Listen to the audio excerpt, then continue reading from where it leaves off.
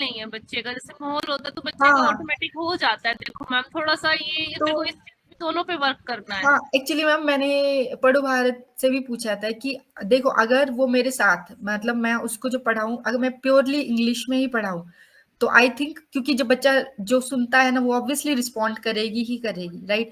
तो उसके communication skills अच्छे जाएँगे ही जाएँगे और वो वहाँ पे भी मैं मतलब उसको प्रॉपर करेक्ट करूँगी कि यहाँ पे आपको ऐसे बोलना चाहिए और उसके असाइनमेंट्स भी मतलब हम असाइनमेंट्स भी ट्राई कर सकते हैं कि जो वो बोल रही है वही चीज को फॉर एग्जाम्पल कि अगर वो सेंटेंस राइटिंग करे, जैसे मैंने अभी उससे सेंटेंस पूछे, राइट? तो वो सेंटेंसेस फॉर्म करेगी, वो बोलेगी, तो उसकी ऑब्वियसली पहले इंग्लिश स्पीकिंग में दो चीजें इंपॉर्टेंट है। एक तो आपकी वोकेबलरी अच्छी होनी चाहिए, मतलब नए नए वर्ड्स आते हो, प्लस आपकी ग्रामर इतनी अच्छी हो कि आप वो जो डिफिकल्ट वर्ड्स हैं उनको जोड़ के प्रॉपरली उनको आप एक्सप्रेस कर सको। तो एक तो है कि हम स्पीकिंग करते हैं, लेकिन यही चीज है वोकेबलरी और उसका ग्रामर रिटर्न में भी हम करेंगे ना तो उसका कम्युनिकेशन स्किल्स पक्का अच्छे होंगे।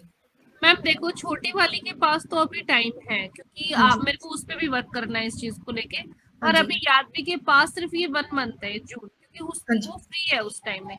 अब ठीक है मैम। आपको उस पे वर्क करना है। स्कूल का चाहे जो वर्क है वो मैं फिर भी आपकी उसमें हेल्प कर दूंगी, पर स्पीकिंग को लेके आपको उस पे वर्क करना है 1 जून से 1 जुलाई तक, क्योंकि उसकी छुट्टियां इतनी होती है, क्योंकि वो स्कूल से लेट आती है, वो 4 बजे के पास आती है, तो उसके पास इतना ही टाइम बचता है कि वो स्कूल का ही कर सकती है उसमें मैम। हाँ, हाँ, ठीक है मैम। अभी देखो स्कूल का भी मेरा ऐसा रहता है कि स्कूल में कैसा है कि एक क्वेश्चन लिखवाया, आंसर लिखवा दिया, बस उसकी क्रैमिंग करते रहो। मेरे पास सुबह एक लड़का इंग्लिश सिर्फ इंग्लिश पढ़ने आता है, उसका जो स्कूल का भी है ना, मैं पूरी बुक पूरा चैप्टर वही पढ़ता है। बीच में जैसे उसको समझ में नहीं आता तो मैं उसको एक्सप्लेन करती हूँ, उसके क्वेश्चन आंसर वो खुद ही फॉर्म करता है। और साथ में मतलब एक बार मैंने उसको असाइनमेंट दिया था कुछ, तो उसने खुद से मतलब कॉपी से पे कॉपी करके लिख दिया, मुझे समझ में आ गया। तो फिर मैंने उसको बोला कि क्योंकि इससे कैसा है कि अभी शायद 4th 5th क्लास में या मे बी जो वो बड़ी क्लासेस में जाएगी तो पैराग्राफ रीडिंग और पैसेज फॉर्मेशन ये चीजें आती है। तो मैम ये पता है मेन क्या है, मैं आपको फ्रैंकली बोलती हूँ, आजकल है टीचर्स नहीं रहे, वो है ना सब, मतलब। ये एक्चुअली बिजनेस सब जगह हाँ बिजनेस है। जी मैम। बट मैं मैम चाहती देखो, हूँ टीचर हो तो टीचर की तरह ही हो, ये नहीं कि हर जगह बिजनेस आ जाए मैम। मैं हाँ, अपने बच्चे को आपके ऊपर जिम्मेदारी डाल दूँ। देखो, मुझे मेरा बच्चा इंटेलिजेंट है, मुझे पता है, उसके मार्क्स से मुझे प्रॉब्लम नहीं है, उसके मार्क्स अच्छे आते हैं, पर मैम मार्क्स इंपॉर्टेंट नहीं होते, मेरा मानना हाँ, ये है। ऑब्वियसली मैम कंसेप्ट क्लियर नहीं होना तो वो भूल जाएंगे, मतलब वो कितना भी पढ़ ले, आज मार्क्स ले आएगी, कल को अगला चैप्टर पढ़ेगी, पिछला भूल जाएगी।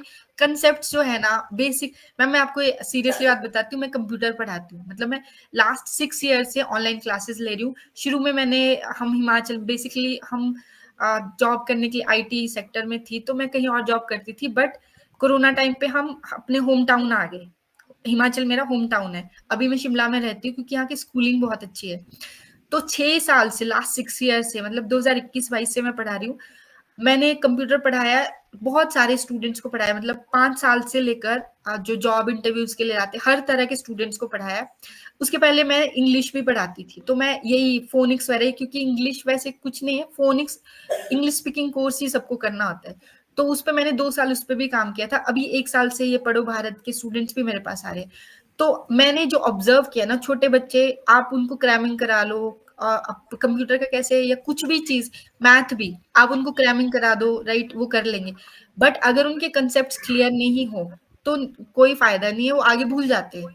फिर देखो मैम, अगर मैं पढ़ा रही हूँ, सपोज कि मैंने उसको आज एडजेक्टिव्स पढ़ाए, अगर उसको नाउन्स ही नहीं समझ में आए, मुझे भी तो प्रॉब्लम होगी ना उसको पढ़ाने में, राइट? तो इसलिए मैं पहले श्योरिटी रखती हूँ कि वो जो सामने वाला बच्चा है, वो जो मैंने उसको एक्सप्लेन किया वो सेम मुझे एक्सप्लेन करे, ताकि मुझे समझ में आए कि हाँ, जैसे मैंने अभी आपको आपने देखा होगा, मैंने उसको प्रोनाउंस नाउंस दिए, फिर प्रोनाउंस दिए, फिर उल्टा बोला। मैम मैंने इसलिए आपको बोला कि देखो